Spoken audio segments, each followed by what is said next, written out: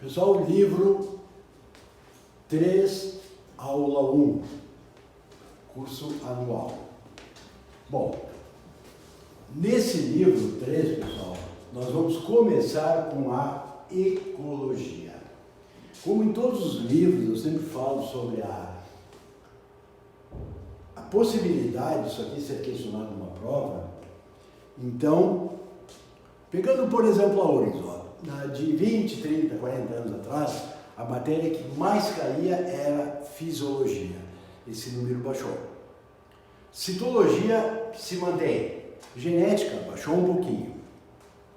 E a ecologia, pessoal, há 30, 40 anos atrás, pouquíssima coisa se falava de ecologia. Só que hoje nós não podemos mais abrir mão da ecologia. Por quê? Porque o nosso planeta está sendo simplesmente destruído. E não é... Se a gente pensasse assim, ó, no Brasil, quem é o nosso ministro? Hoje nós estamos passando por uma pandemia. Quem é o ministro da Saúde? Nós não temos. Nós temos um ministro interino, que é um general, entende tanto de medicina, eu diria quanto eu, mas não tem nada. Na verdade, ele também não, né? Ele é um general que não tem absolutamente nada a ver com a saúde, né? Mas no ambiente nós temos o Salles, né? Que está simplesmente tentando botar garimpeiros na nossa Amazônia para acabar com ela. Daí disse, o Brasil está muito mal. Sim, o Brasil está muito mal. Nesses dois setores, eu diria que pelo menos tem algumas pessoas assim, geniais como a Damares, né? Se fosse humorista. O nosso... da educação.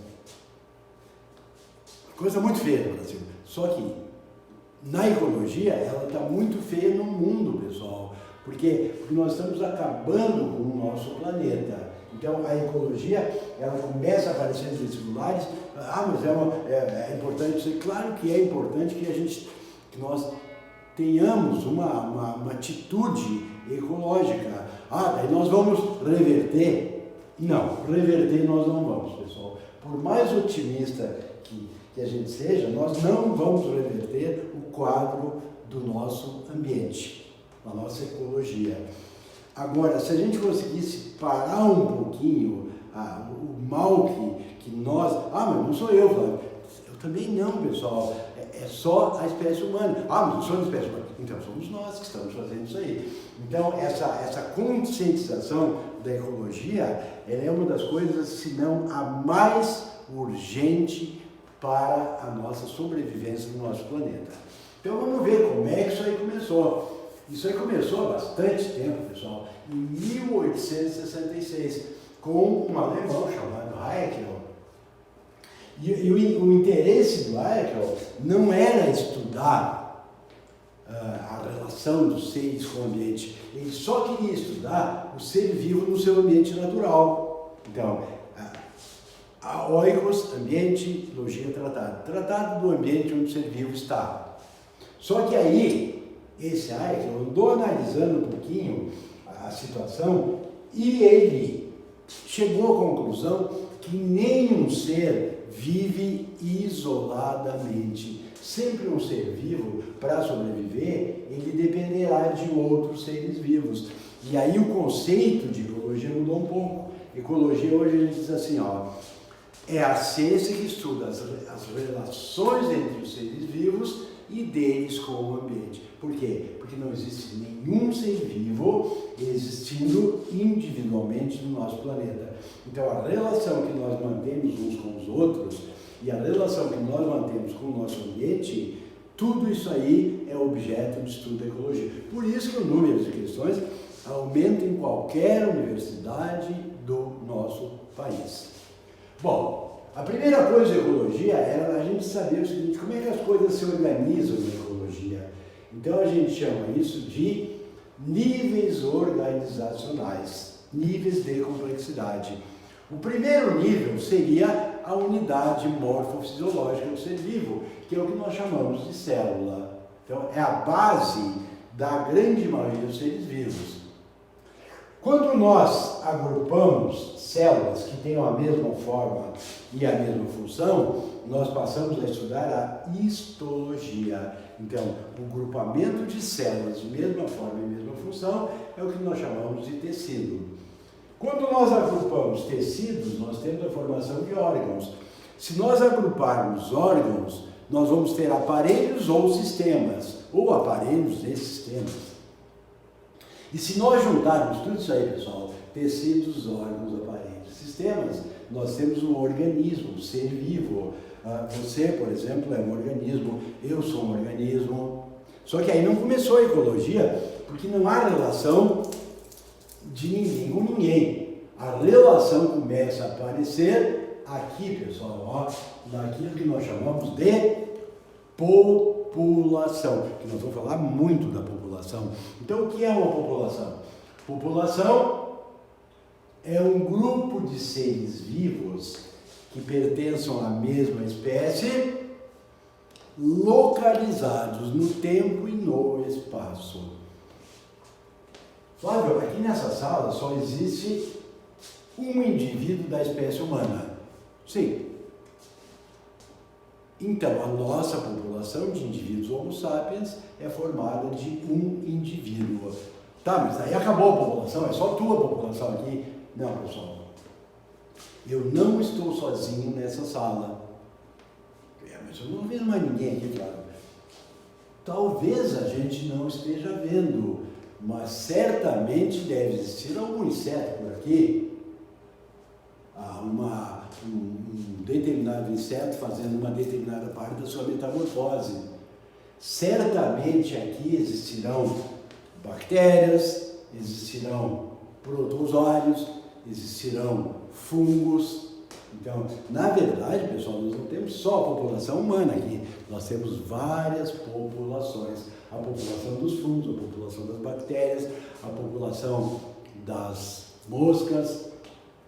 Então, aqui na verdade, nós temos um grupo maior de seres vivos chamado comunidade. A comunidade é o conjunto das populações. Comunidade, pessoal, também poderá ser usada essa terminologia aqui, ó, biocenose. O conjunto de populações é uma comunidade, uma biocenose. Quando nós integrarmos essa biocenose ou essa comunidade ao meio físico, nós teremos um ecossistema. Então, ecossistema é a relação, a interação, ação de elementos de mais de uma fonte entre uma comunidade ou uma biocenose e o seu ambiente. Por exemplo, um lago poderia ser considerado um ecossistema? Sim. Um aquário também. No momento que eu tiver algumas algas nesse aquário, alguns peixinhos, no fundinho eu vou ter algumas bactérias, eu já estou diante de um ecossistema. Mas tem muitos ecossistemas na Terra, Flávio? Sim, tem um ecossistema gigantesco chamado biosfera. Vamos insistir? O que é biosfera? Biosfera é um conjunto de ecossistemas terrestres. Aí na aula presencial, às vezes, eu já ouvi essa pergunta, ou às vezes eu ouço essa pergunta. Flávio, quem é maior, a biosfera ou o planeta Terra? A resposta é a seguinte, ó. Biosfera é um conjunto de ecossistemas terrestres. No ecossistema, pessoal, eu tenho sempre seres vivos, bióticos, e seres abióticos ou não vivos, mantendo relações, trocando matéria e energia. Então, só é biosfera aonde existam seres vivos. Tá, mas Flávio, não é em todo o planeta Terra que tem vida? Não, de jeito nenhum, pessoal.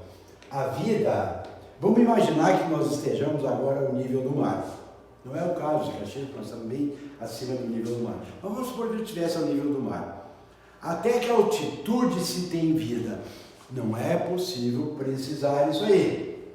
Mas nós calculamos em torno de 8, 9, 10 quilômetros. Não vai ter vida a cada metro, mas a vida ela pode existir até perto de 8, 9, 10 quilômetros em termos de altitude. Tá, mas é abaixo aqui, ó. Se a gente cavocar aqui até onde vai ter vida? Não, nós não vamos cavocar, nós vamos para a água, porque na água vai ter vida até a sua profundidade máxima. Mas qual é a profundidade máxima? Bom, eu até recomendo, eu não vou recomendar porque eu não me lembro exatamente como vocês conseguiriam acessar. Mas tem um cineasta, que eu não estou lembrando, daqui a pouquinho eu lembro e falo para vocês. Ele fez Avatar. Esse cineasta, ele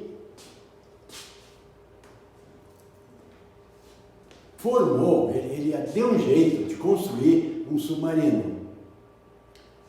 E esse submarino foi tripulado somente por ele. E ele foi até as Fossas Marianas, David Cameron, tá? Do Avatar. Lembrei o nome do cineasta. Ele, além de cineasta, ele é mergulhador, biólogo, um gênio. E aí o David Cameron, ele no seu navio, no seu submarino, sozinho, ele foi às Fossas Marianas e foi até o fundo do mar. E nesse documentário que ele faz, essa viagem ao fundo do mar, ele coloca, eu não me lembro agora exatamente, mas é em torno de 10.900 e, se não me engano, 34 metros, quer dizer, quase 11 mil metros, quase 11 quilômetros, mar adentro. Então, até lá no fundo do mar vai ter seres vivos. Então, imagine o planeta Terra. Nós temos vida 10 quilômetros, até 10 quilômetros de altitude, no mar até 10 quilômetros, 11 quilômetros de profundidade. Então, isso aí dá mais ou menos 20 quilômetros ao redor do planeta Terra. Mas isso é muito ou é pouco? Bom, um autor, um biólogo, que aliás é um dos pouquíssimos biólogos brasileiros que participou do projeto Genoma. Ele escreve livros há muitos anos, os livros dele são muito bons e muito recomendados no Brasil, é o Amabis. E o Amabis fez uma comparação que eu confio no Amabis, ele faz a seguinte comparação. Imagina uma laranja. Cobre essa laranja com papel de seda. Na comparação planeta Terra, biosfera, a laranja seria o planeta Terra. Essa camada que nós cobrimos a laranja de papel de seda seria a biosfera. Para a gente ter uma ideia de como é pequena a biosfera, considerando a imensidão do nosso planeta Terra. Então, a nossa biosfera é só essa fatiazinha de 18 a 20 quilômetros que recobre esse imenso planeta denominado de Terra. Então, isso ali é biosfera. Um conceito que a gente vai trabalhar bastante, pessoal, é o seguinte. O que é um bioma? Vou ser bem devagarinho para vocês gravarem. Bioma é a relação entre a flora, a fauna e o clima. Não entendi bem. É bem fácil. Quando eu falo em deserto, eu posso encontrar qualquer tipo de planta no deserto? Não, pessoal. O clima do deserto, ele só vai possibilitar o aparecimento de plantas do grupo das xerófitas. O que é xerófitas? Seco. O que é fíton? Planta. Planta de clima árido. Como é que é uma planta de clima árido? Ela, para sobreviver, ela pode transformar as suas folhas em espinhos, para não transpirar. E aí ela vai adequar o seu caule à realização da fotossíntese. Vai ter raízes profundas, vai ter um parênquima aquífero, um parênquima onde ela armazene água, porque no deserto a água é uma coisa muito escassa. Tá, então eu já tenho um tipo de planta que sobreviveria no deserto. E animal? Será que tem animal venenoso no deserto? Principalmente, pessoal. Porque um animal que está no deserto, quando ele encontrar uma possível fonte de alimento, ele não pode aguardar uma segunda possibilidade, porque pode que não ocorra logo essa segunda possibilidade. Então, ele normalmente no deserto ele é venenoso. Tá, pessoal? Então, isso é um bioma mundial. O deserto é um bioma mundial. Teríamos o equivalente aqui no Brasil. Nós vamos estudar ainda nesse livro os biomas brasileiros. Aí nós vamos chegar na Caatinga. A Caatinga é um bioma brasileiro equivalente ao deserto como bioma mundial. Bom, agora vamos voltar para a nossa aula. Vamos inventar, tá? Eu olhei para lá e eu vi que tinha um mato. Uma mata, árvores, é um bioma dentro das escalas de sucessão, é o máximo que se pode chegar num bioma que é a floresta, é a mata, certo? É o máximo de variabilidade, de homeostase. Então a floresta é uma coisa maravilhosa, né? Só que ali do lado eu olhei que tinha um campo. E eu estou exatamente entre a floresta, a mata e o campo. Então, aonde eu estou mais exatamente? Eu estou num ecótone ou ecótono. O que é ecótone ou ecótono? É uma região de tensão, de transição entre dois biomas vizinhos. Então, lá eu tenho a floresta, ali eu tenho o campo, acho que foi isso que eu falei, e aqui é onde eu estou no ecótone.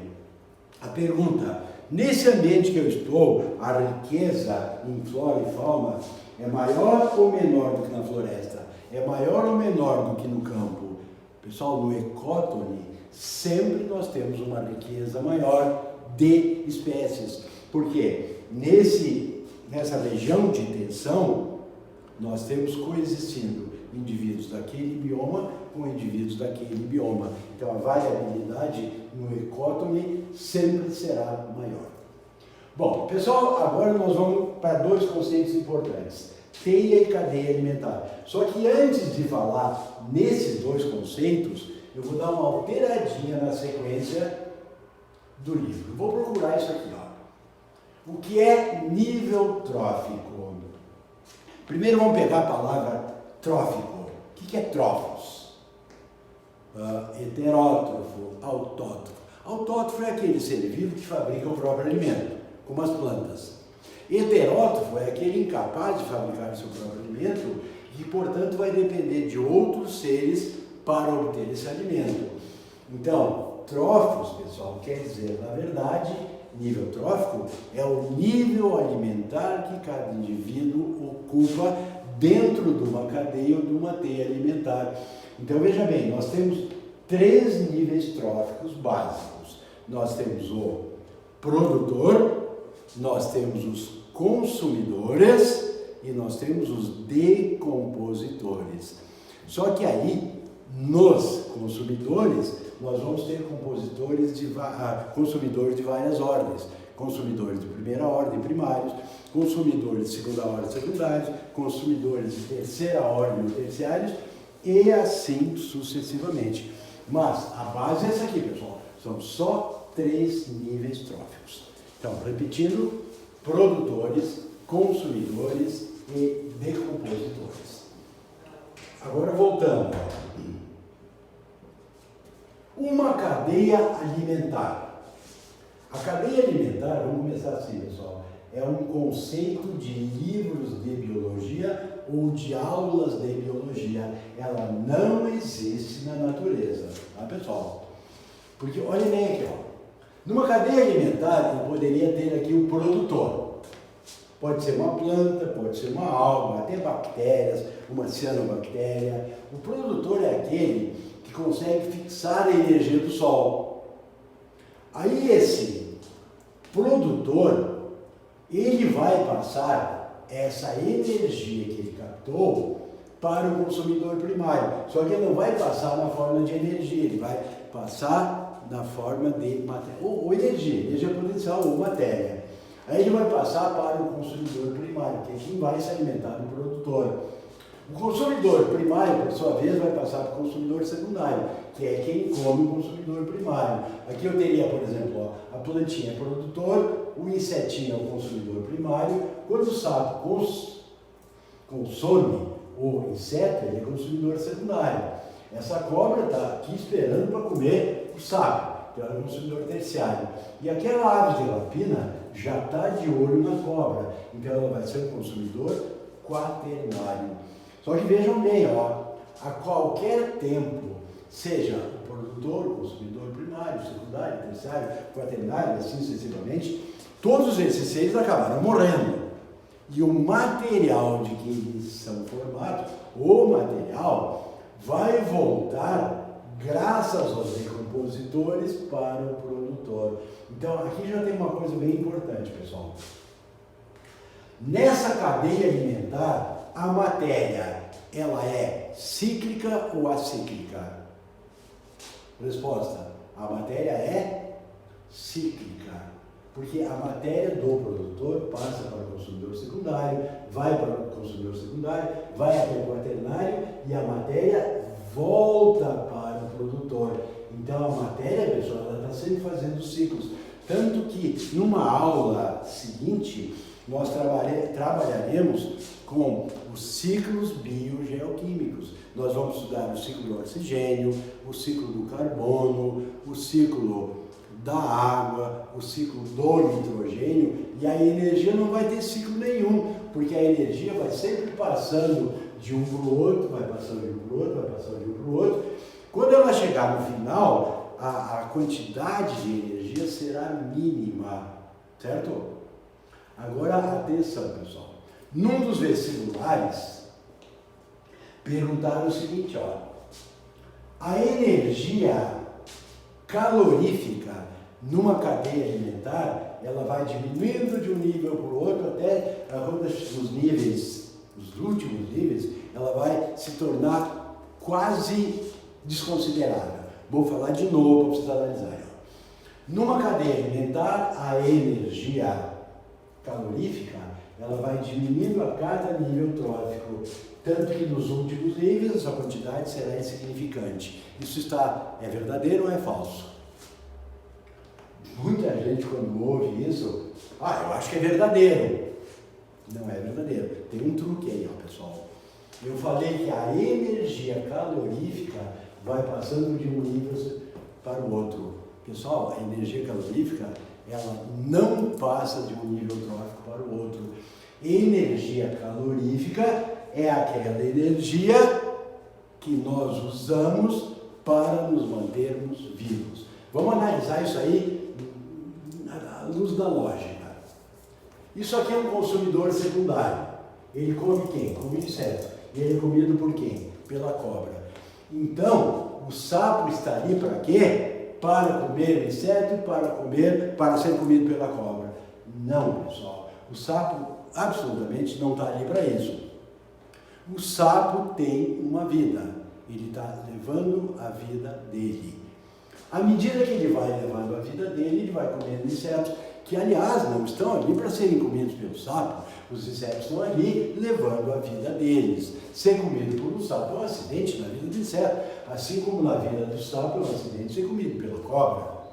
Então, pessoal, a energia calorífica desse sapo, 90% da energia que passou do inseto para o sapo, ele consumiu levando a sua vida e liberando para o ambiente na forma de energia calorífica. Então a energia calorífica não passa de um nível para o outro, tá? Por isso que está errada aquela colocação. Daqui a alguns minutos eu vou estar falando em pirâmides. A pirâmide pode ser de número, pode ser da biomassa e pode ser de energia.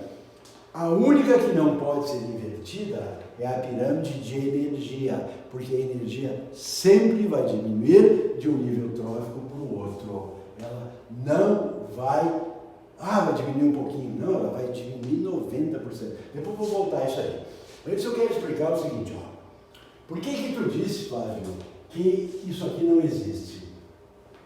Porque na verdade, pessoal, o sapo não está aqui para ser comido pela cobra, nem para comer inseto. Ele está ali levando a vida dele. Mas ele poderia ser comido por outro ser vivo? Claro que sim. Então, o que existe na natureza não é a cadeia alimentar, porque na cadeia alimentar não há, ela sempre vai fluindo da mesma maneira, da mesma forma.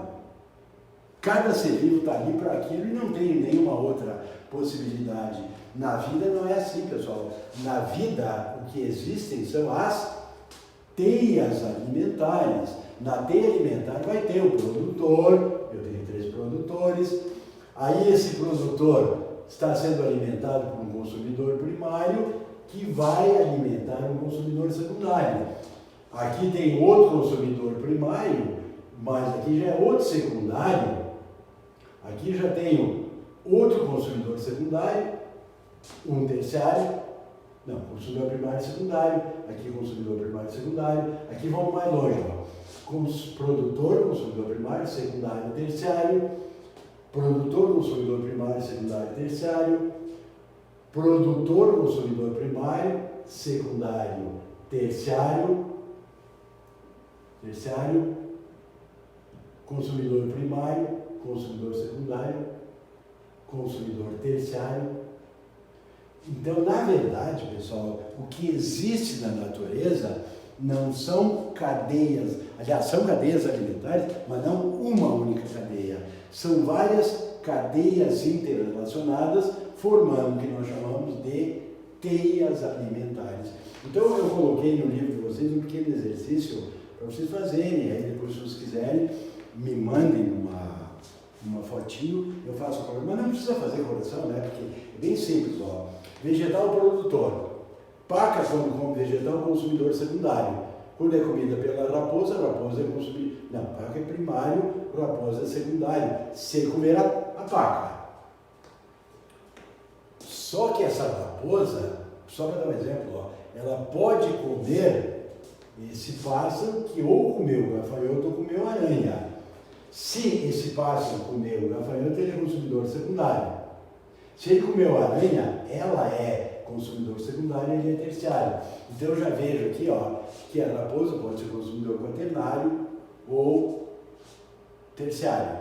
E assim cada indivíduo vai ter mais de um nível trófico quando a gente analisar em termos de teia alimentar. Porque na cadeia alimentar, repito, a energia e a matéria se deslocam numa única direção, num único sentido. E isso não é o que existe na natureza. Na natureza, a matéria e a energia se deslocam o tempo inteiro em várias direções e vários sentidos.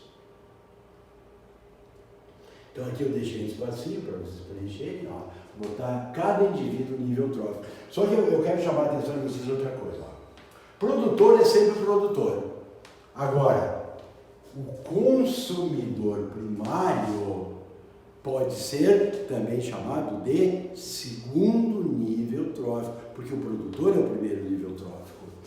O consumidor terciário vai ser o quarto nível trófico. Então, olha aqui, ó. Produtor, primeiro nível trófico, consumidor primário, ele é primário, mas é o segundo nível trófico. Consumidor secundário é o terceiro nível trófico, terciário é o quarto, quaternário é o quinto nível trófico, certo? Então, a cada nível trófico, nós temos vários indivíduos integrando. Olha aqui, ó. Sempre que tu vê uma teia, uma cadeia alimentar, aparecerão setas. Não é sempre, né? Porque aqui, por exemplo, não tem setas. Mas a seta sempre vai ser o quê? É a direção e o sentido nas quais estão se deslocando a matéria e a energia. Então, sempre que a setinha estiver aqui, ó, a seta está aqui, está indicando que a energia está indo do capim para esse inseto.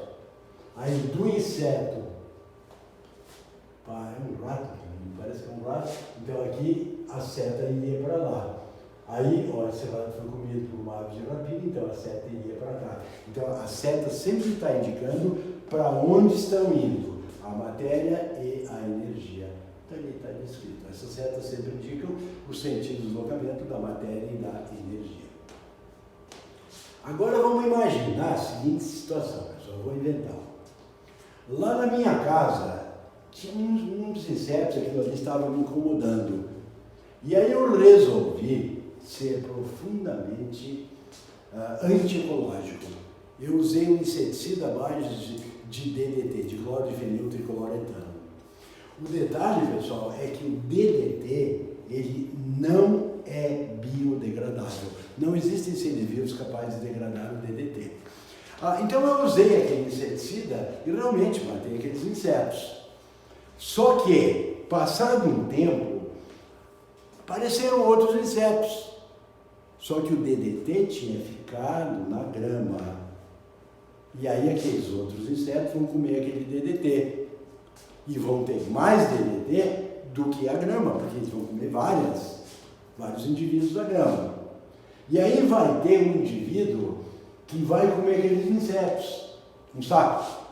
Só que aquele sapo vai comer muitos insetos, uns hoje, outros hoje, mas mais tarde, amanhã vai comer outro inseto. Então o nível de DDT vai ficar maior.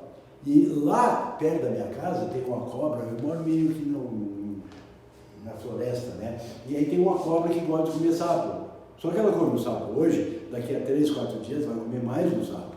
Daqui a mais 5, 6 dias vai comer outro sapo. Então, o teor de DDT nessa cobra vai ser maior do que no sapo, que por sua vez não ser maior, vai ser maior do que nos insetos. O nome disso, pessoal, cai seguido no vestibular, é bioacumulação ou magnificação trófica. Como é que termina essa história? Eu vou inventar um finalzinho que não vai surpreender ninguém, eu acho. Um belo dia eu fui olhar, que a cobra, você sabe que ela põe ovos, né? E aí eu fui olhar os ovos que a cobra pôs e percebi que a casca não era resistente. E os filhotes que estão dentro daquele ovo ali não vão conseguir resistir ao ambiente. Por que aquela casca está tão frágil? Porque ela foi acumulando substâncias tóxicas, não biodegradáveis. Então aqui eu tenho outro exemplo. Usei um inseticida na água e as algas absorveram inseticida. Vou ver se dá para melhorar aqui a qualidade dessa figura. Não dá. Não dá assim. Aqui eu vou notar que esses microcrustáceos, eles comeram muitas algas. Então, os vermelhinhos aqui dentro, aqui eles estão vermelhos, não dá para ver bem. Aqui no peixinho tu nota que tem mais, né? Porque comeu muitos animais desses microcrustáceos. E aí tu pega um peixe maior que comeu vários peixinhos pequenos. E aqui eu estou vendo, a substância não biodegradável nesse peixe maior é em quantidade maior do que nesse. Aí veio a ave. Essa ave, ao longo da vida dela, comeu muitos peixes grandes. Então a quantidade daquela toxina é maior na ave. Isso aí, eles normalmente perguntam assim, eles botam vários indivíduos e perguntam qual deles tem mais substâncias não biodegradáveis. Aí tu vai fazer um levantamento e ver qual o nível trófico de cada um. Daí tu vai pegar o último nível trófico daquela teia, daquela cadeia que está sendo colocada no teste, e naquele nós teremos uma maior magnificação trófica ou uma maior bioacumulação. Pessoal, outra coisa que é relativamente comum em provas. Aquele ambiente onde o indivíduo está vivendo, está bem adaptado, nós chamamos de habitat, certo?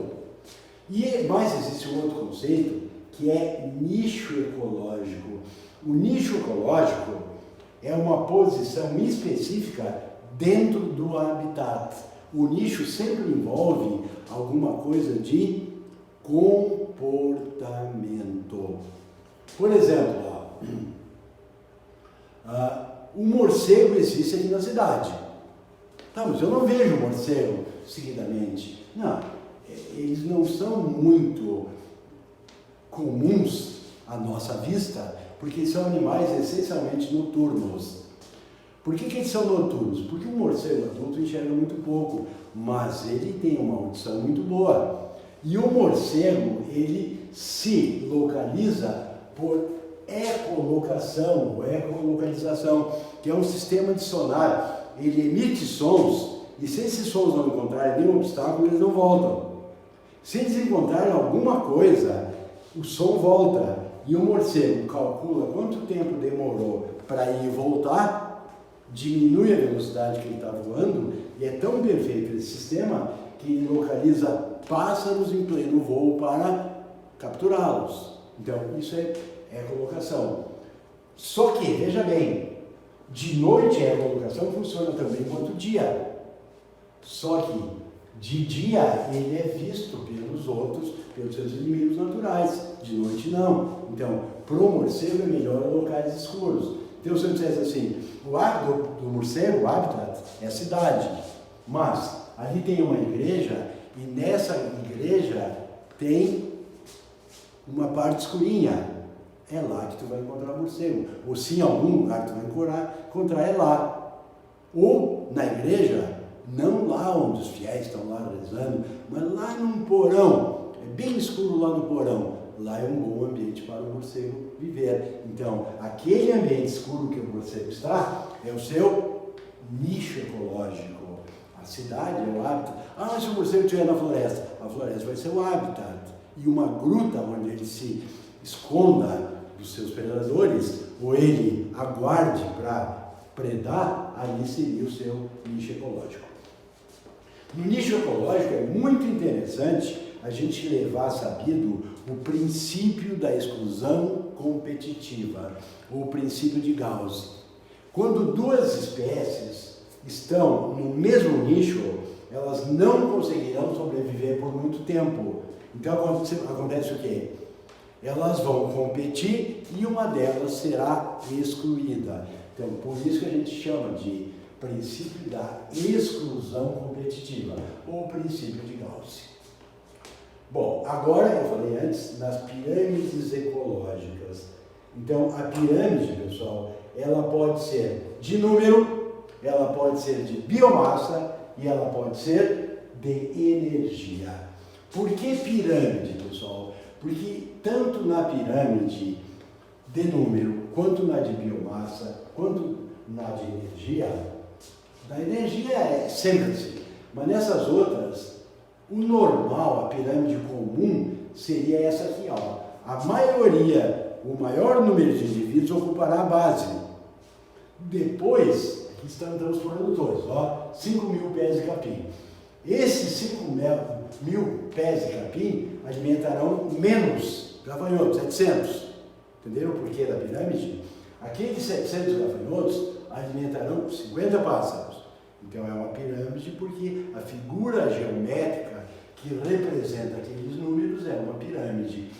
Só que veja bem, ó, a pirâmide de número, ela pode ser totalmente invertida. Olha aqui, ó, uma árvore alimenta 500 pulgões, então o número aumentou. Esses 500 pulgões alimentam 30.000 protozoários, então ela foi completamente invertida. E nós temos também as pirâmides de número parcialmente invertidas. Duas árvores alimentarão 1.000 insetos, então aumentou o número, só que esses 1.000 insetos alimentarão apenas 10 pássaros, diminuiu. Bom, as pirâmides, pessoal, elas podem ser também de biomassa.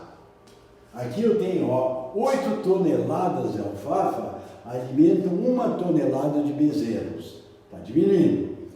Essa tonelada de bezerros alimenta um adolescente de 47 quilos. Ah, Flávio, um adolescente vai comer 1 tonelada? Pessoal, não é numa refeição, né? Você tem que entender isso. Ao longo da vida dele, ele poderá comer 1 tonelada de bezerro.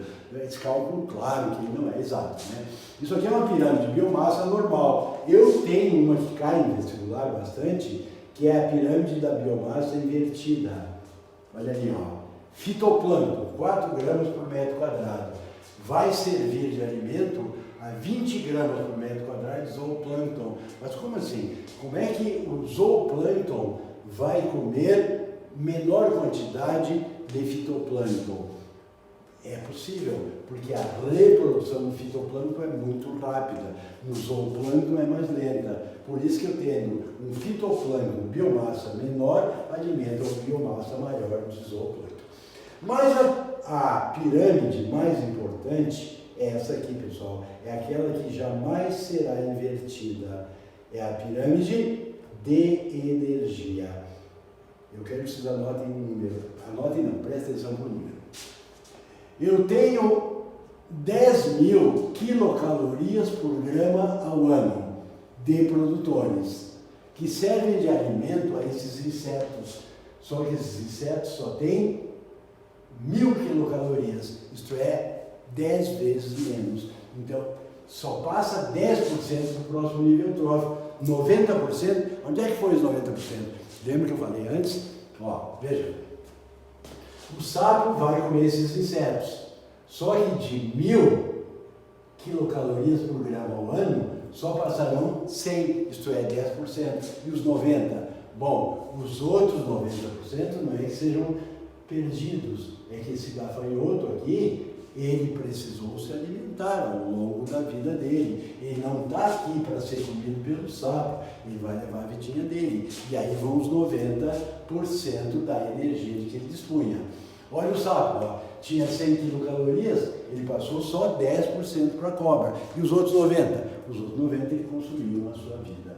Então, essa é a perda. 90% é usado pelo ser, não é perdido, é usado e 10% passa para o próximo nível trófico. Por isso que às vezes o cara diz assim, é raro um indivíduo de 8º nível trófico, é quase impossível, né, pessoal? Porque a energia, ao chegar no 8º, no 9º, no 6º nível trófico, ela é praticamente desconsiderável. Bom, eu falei antes disso aqui, vou repetir, o que é uma população? É um grupo de indivíduos de mesma espécie localizados no tempo e no espaço. Para calcular a densidade de uma população, eu divido o número de indivíduos por uma unidade, ou de superfície ou de volume. A maioria das populações, a gente usa volume. População aquática, arborícola, voadora, cavernícola. Então, todas essas populações, normalmente a gente usa volume. Ah, mas eu sempre aprendi que era superfície. Bom, tem algumas disciplinas que levam sempre para a superfície. Na biologia não, pessoal. Na maioria das populações nós usamos volume. É raro calcular a superfície. Só em indivíduos que sejam estritamente terrestres. Uma vaca, por exemplo. Agora, se tu pensar assim, mas um cachorro tu não pode mais usar só a superfície, porque cachorro mora em apartamento, então ele vai ter que ser considerado volume, cachorro, gato, qualquer indivíduo que suba em árvores, tá, pessoal? Então o volume sempre é melhor para calcular a densidade de uma população. É bom vocês saberem como é que a densidade aumenta quando aparecem novos indivíduos, então na imigração, ou quando nascem novos indivíduos. Isso aí são os determinantes que aumentam a densidade. Os que diminuem é quando o indivíduo morre ou quando ele vai para outra região. E aí, para atuar sobre o fator determinante, nós temos limitantes. Espaço, alimento e clima, que são os abióticos, predativo e parasitismo são os bióticos. Essa curva aqui, pessoal, ela é muito frequente, ó. Todas as populações, eu falei isso aí naquele segundo princípio do Darwin, há 2 aulas atrás, lembram? Que as populações crescem em crescimento geométrico e o alimento em crescimento aritmético, que não é, que é uma bobagem, né? Todas as populações tendem a crescer exponencialmente. Por que elas não crescem? Porque existem os fatores de resistência do meio. Então aqui estaria o crescimento exponencial, curva de crescimento biótico, e aqui o crescimento real. O que está em verde aqui são os fatores limitantes dos determinantes da densidade populacional. Espaço, alimento e clima, predatismo e parasitismo. Pessoal, relações entre os seres vivos. É o que mais pode cair em vestibular. As relações entre seres vivos, elas sempre podem ser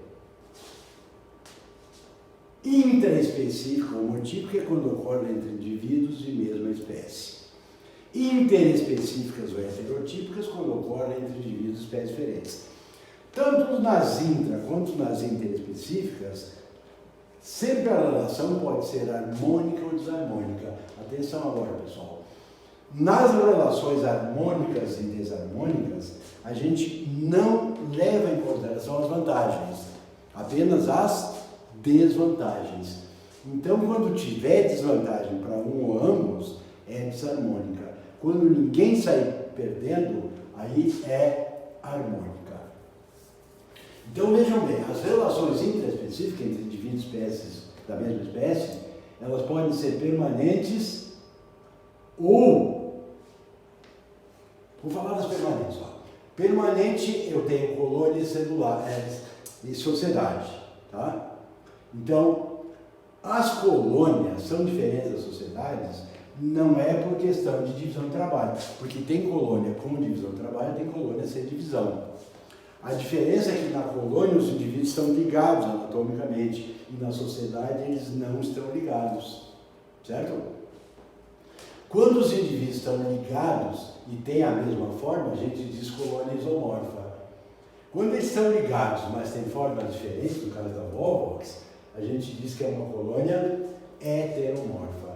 Na sociedade não há ligação anatômica. E enquanto na colônia a reprodução normalmente é assexuada, na sociedade ela é sexuada. Então, colônia é reprodução assexuada, sociedade sexuada. Na sociedade, eu posso encontrar regulares sociedades com castas e irregulares sem castas. Com castas, 3 exemplos mais ricos são as abelhas. Ó. Rainha, operária, zangão. Formigas. Rainha, rei, operária, soldado. Cupim. Rainha, rei, operária, soldado. Então, cada uma dessas é casta. Por isso que a sociedade é regular. E nós temos os castores, que são uma sociedade, só que eles são irregulares, porque eles não têm divisão de trabalho. Todos eles fazem a mesma coisa. Aí, vejam bem, as relações entre indivíduos da mesma espécie podem ser transitórias. É o gregarismo, quando os indivíduos se reúnem para atingir certos objetivos. Assim que eles atingirem esses objetivos, o grupo vai se separar. É o caso dos lobos para obtenção de alimento, dos pássaros para a migração, dos joncos de barro para a proteção da prole, dos peixes para aumentar a viabilidade de fecundação. Então isso é gregarismo. Os indivíduos se reúnem para atingir certos objetivos. Atingir os objetivos, o grupo separa. Bom, pessoal, daí vem as desarmônicas. Uma delas, intraespecífica, é a competição. Veja que daqui a pouquinho nós vamos ver as relações interespecíficas e também vai, lá nas interespecíficas, aparecer a competição. Essa aqui é quando a competição acontece em indivíduos de mesma espécie. Por exemplo, vou inventar. Ali do outro lado da rua tem um casarão abandonado, certo? E aí eu notei, porque eu sou observador, notei que tinha muitos ratos se instalando naquele casarão abandonado. Aí eu digo, vou fazer uma experiência, vou botar comida. O que acontece? Os ratos vão reproduzir mais e o número de ratos tende a aumentar. Até um dia que o alimento começa a rarear. Aí eles vão fazer o quê? Eles vão migrar. Mas eu fechei a casa. Bom, então eles vão começar a lutar pela sobrevivência. O macho e a fêmea não vão mais se interessar um pelo outro. Eles não vão mais proteger os filhotes. Então isso é uma competição intraespecífica ou motípica. E a outra relação intraespecífica desarmônica é o canibalismo, quando o indivíduo usa outro da mesma espécie como fonte de alimento. Pessoal, as aranhas, é muito comum a aranha fêmea, depois do acasalamento, devorar o macho. Tem um motivo, ela precisa de material para alimentar os seus filhotes. Só que os filhotes ficam tão gratos, pessoal, que quando eles começam a crescer, eles comem a mãe. Então seriam 2 casos de canibalismo, um indivíduo comer o outro da mesma espécie. Louva a Deus, pessoal, é mais estranho ainda. Durante o sexo, a fêmea devora a cabeça do macho. Por muito tempo, os biólogos pensaram que a fêmea comia a cabeça do macho por uma questão de alimentação. Mais adiante se descobriu o seguinte, pessoal, que o louva-a-Deus macho, ele tem uma inibição da sua sexualidade dentro da sua cabeça. Quando a fêmea come a cabeça do macho, ela libera a sexualidade do macho. Aí ele consegue deixá-la mais satisfeita se ele não tiver a cabeça. Tá? Mas isso aí no fato, por que a fêmea come a cabeça do macho, não importa. Importa que ela está se alimentando, porque ela precisa de comida ou não, mas o fato é que ela está se alimentando do macho. Então isso é canibalismo. Aí vem as relações interespecíficas, harmônicas, as mais bonitas são essas aqui. Essa aqui, pessoal, é o mutualismo. É uma relação entre indivíduos de espécies diferentes, só que essa relação, ela cria uma dependência e um não sobrevive sem o outro. Então isso é mutualismo. O exemplo mais perfeito é isso aqui, pessoal. Leguminosa. A leguminosa é aquela planta, aquela dicotiledônia, que tem um fruto chamado legume ou vagem. A leguminosa, feijão, soja, ervilha, amendoim, alfafa, são plantas que sobrevivem em solos pobres de nitratos. Como elas sobrevivem? Porque elas têm nas suas raízes nódulos. Nesses nódulos existem bactérias nitrificadoras do gênero Rhizobium. Então, aonde tu plantar um legume, ele vai sobreviver. Ah, mas o solo é pobre de nitrato. Não tem problema, porque ele já traz nas suas raízes essas Rhizobium aqui. Então, aí a leguminosa sobrevive em qualquer... Quem trabalha, quem depende da terra, sabe isso, pessoal. Embora não saiba explicar às vezes por quê, tu sabe que qualquer agricultor que diz assim, vou plantar trigo, muito bem, e entre uma safra e outra trigo, bom, daí eu vou plantar soja. Por quê? Porque a soja, não é a soja, é um soja, né? Porque o soja, pessoal, o soja enriquece o solo. Como ele enriquece? Porque ele nitrogena o solo, já que o soja tem essas bactérias nitrificadoras. Então isso é um exemplo de mutualismo. É o que mais tem chances de cair no celular. Embora tenha outros bem importantes. Vou dar mais alguns aqui. Líquen. O que é o líquen? Líquen é um mutualismo entre algas e fungos. A alga faz fotossíntese e nutre o fungo. O fungo retira material que a alga precise e alimenta, manda esse material para a alga e ele envolve a alga e acaba protegendo-a. Outro, que cai tanto quanto a leguminosa, é o ruminante. O ruminante, pessoal, ele come capim. Capim é celulose. O ruminante precisaria da enzima celulase, só que ele não tem celulase. Então, ele tem no seu estômago, ele tem 4 câmaras. Então, da boca vai para o rumen. Lá no rumen, ele tem bactérias e protozoários que transformam a celulose em maltose. Aí esse alimento vai para o barrete e do barrete o ruminante regurgita para a boca. Aí ele mastiga. Bem depois que ele pastou, que ele vai mastigar. Aí ele manda para o folhoso, depois para o coagulador. Então, isso aí é mais um caso de mutualismo.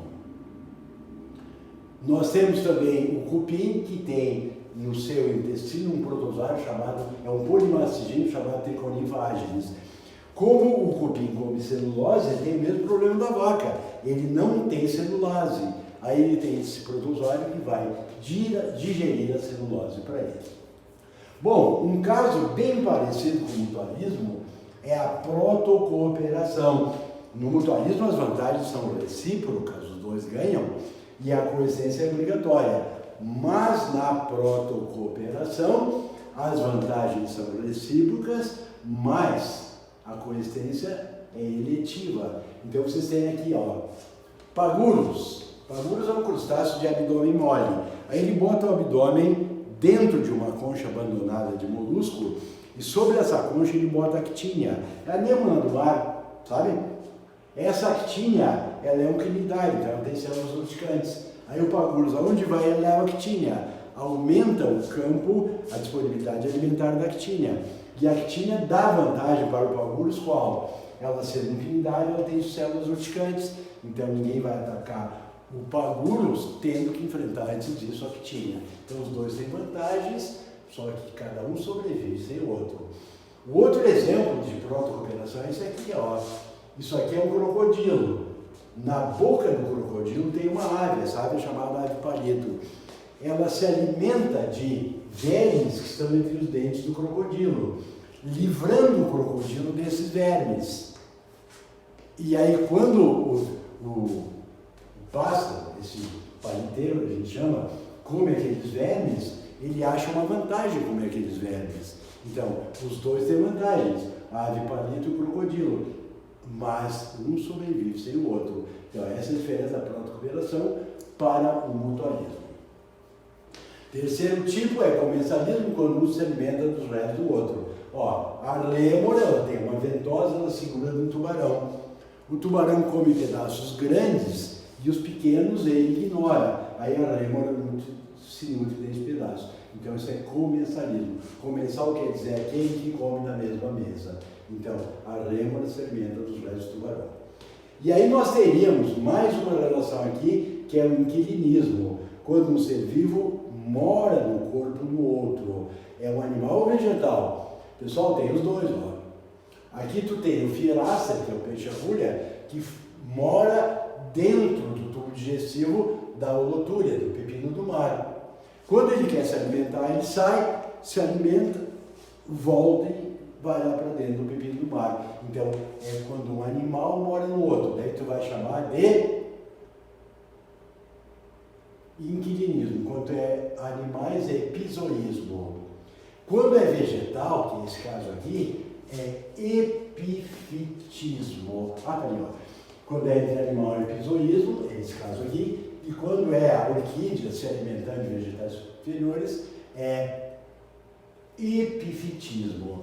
Cuidem muito, em vestibulares eles tentam induzir o vestibulando a que a orquídea é um parasita. Ela não é parasita, ela é um epífita, tá? Uma epífita. Ela vive no indivíduo, mas sem causar nenhum prejuízo. Daí vem as desarmônicas, pessoal. Comecei ali no livro com o predatismo, quando um mata o outro para comer. Nem precisaria te preocupar muito, é só olhar lá na cadeia alimentar. O inseto come a planta, predatismo. O sapo come o inseto, predatismo. A cobra come o sapo, predatismo. A ave de rapina come a cobra, predatismo. Quando um mata o outro para comer. Homem e o gado. Depois vem parasitismo. O parasitismo quando um se alimenta do corpo do outro, mas sem necessariamente causar a morte. Porque no momento que ele causar a morte da presa, do parasitado, do seu hospedeiro, ele também acabará morrendo. Mas vejam bem, parasitismo nem vou falar muito, porque depois que eu terminar a primeira parte da ecologia, eu deixei todo o último capítulo para estudar as viroses, bacterioses, as micoses, as protozooses, as plateumitoses, as nematomitoses, tudo isso aí são casos de parasitismo. Esclavagismo quando um retira a liberdade do outro. A formiga adora substâncias doces, então ela aprisiona o pulgão, alimenta-o, protege-o, mas quando ela quer açúcar, ela pressiona o abdômen do pulgão, ele libera aquelas substâncias açucaradas, ela come e ela guarda o pulgão. Então isso é esclavagismo. Então, repetindo, firmando isso aí, quando um ser retira a liberdade do outro, a gente chama de esclavagismo. O caso do pulgão, mesmo que a formiga o proteja, o alimente, ela lhe tira o bem maior, que é a sua liberdade. Então, isso é o esclavagismo. Bom, eu falei antes que quando nós temos vários ratos vivendo numa determinada casa ali, eles estão competindo pelo alimento, estão competindo pelo espaço, estão competindo pelo parceiro sexual, mas essa competição, ela existe também em nível de espécies diferentes. Por exemplo, nós vamos dar um pulinho lá na savana. Nós temos lá um animalzinho, um veadinho, tá? Vamos imaginar. Só que nessa mesma savana existe lá naquela região um tigre e lá naquela tem um leão. Qual deles vai comer o veadinho? Aquele que tiver mais condições, porque os dois têm interesse em se alimentar do veado. Então o que eles estão fazendo? O leão e o tigre estão realizando um processo de competição, só que aqui é interespecífica. Eu botei aqui um outro exemplo, ó, Paramecium caudatum, Paramecium aurelia. Eles estão, quando só tem Paramecium caudatum, ele tem um nível de crescimento. A aurélia, mesma coisa. Só que quando eu colocar os dois no mesmo ambiente, eles vão ter uma competição. Como são espécies diferentes, são do mesmo gênero, mas são espécies diferentes. Então haverá uma competição interespecífica. Bom, pessoal, em 1929, esse senhor aqui, Alexander Fleming, diz a história, conta a história que ele era uma pessoa extremamente distraída. E ele tinha no seu laboratório um fungo chamado Penicillium notatum. E ele tinha também em frascos bactérias patogênicas. Aí, até nós sabermos se é verdade, na biografia, numa das biografias dele que eu li, dizia o seguinte, mais de uma até que eu li. Ele, como sendo muito distraído, todo cientista é meio distraído, ele teria batido com o cotovelo e a tampa onde havia o penicillium notatum, com o bolor, caiu sobre as bactérias. E essas bactérias pararam, de repente, de se reproduzir. Aí ele disse, opa, pera um pouquinho, por quê? Aí ele pegou outra colônia de bactérias patogênicas, injetou numa cobaia. Aí a cobaia adoeceu. Aí ele injetou o penicillium e a cobaia sarou. Ele disse, opa, tem alguma coisa do penicillium que inibe a reprodução da bactéria. E aí ele acabou inventando o primeiro antibiótico, o primeiro amensal. Então, o que é antibiose, amensalismo? É quando um ser vivo retira as condições mínimas de sobrevivência do outro. Então, o antibiótico ele não mata a bactéria, ele apenas impermeabiliza a parede celular, ou não deixa que a bactéria faça transcrição, ou não deixa que a bactéria faça tradução. Ele age sobre algum metabolismo da bactéria, impedindo que ela leve a sua vida normal. Agora um detalhe, pessoal. O Fleming descobriu os antibióticos e não fez absolutamente nada que se saiba para difundir esses antibióticos. E aí vem a guerra, pessoal, e esses dois cientistas, dois médicos, o Flor e o Schein, como tem muita gente voltando da guerra e morrendo de infecções generalizadas, esses dois médicos pedem licença para o Fleming para industrializar a penicilina. E ele libera essa licença, claro, e o governo libera uma quantidade muito grande de galpões e de material para eles poderem fazer suas experiências. E à medida que eles vão fazendo as suas experiências, usando antibióticos, eles salvam milhares de vidas. Aí o Comitê do Nobel chama esses dois médicos e chama também o Fleming para que eles dividam, em 1945, o Nobel de Medicina. O Fleming pela descoberta da penicilina, da antibiose, afinal, né, porque antibiose e mensalismo é a mesma coisa, e esses dois médicos por salvarem milhares de vidas ao final da Segunda Guerra Mundial. Bom, então isso aqui é a primeira aula de ecologia. A semana que vem nós temos mais, e sempre lembrando o seguinte, pessoal, ecologia, repito, insisto nisso, é a matéria hoje que tem as melhores chances de cair numa prova de vestibular em qualquer universidade do nosso país. Tá, pessoal? Um beijão para vocês, falamos na semana que vem. Tchau!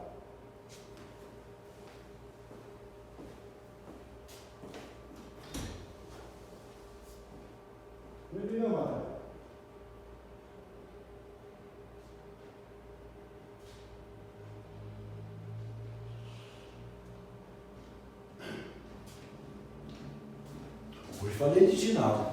Ah, é? Prometeu. Tem? Eu disse, olha,